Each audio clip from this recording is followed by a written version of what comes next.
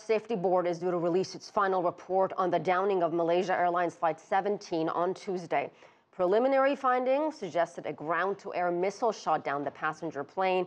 All 298 people on board were killed.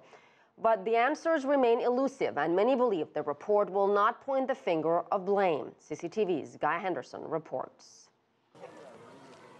Even as the wreckage still smouldered, many narratives emerged surrounding MH17's fate.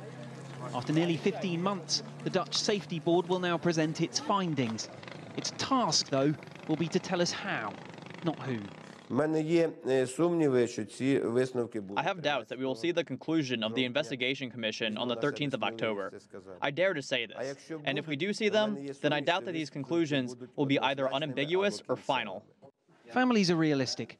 They know closure is still a long way off. Evert van Zitveld speaks for many of the Dutch bereaved. He lost his 2 children and his parents-in-law. Evert believes Tuesday's report could lay foundations for the criminal investigation. I'm assuming that the people already knows who did it, but then you have the next step for the prosecution. What we want to know from next of kin, that who did it will bring to justice, and accomplices, and who will be ook negligent for that also. You know, they have to be punished. Still now, body fragments arrive in coffins at a Dutch airbase. Crowds still gather for each one.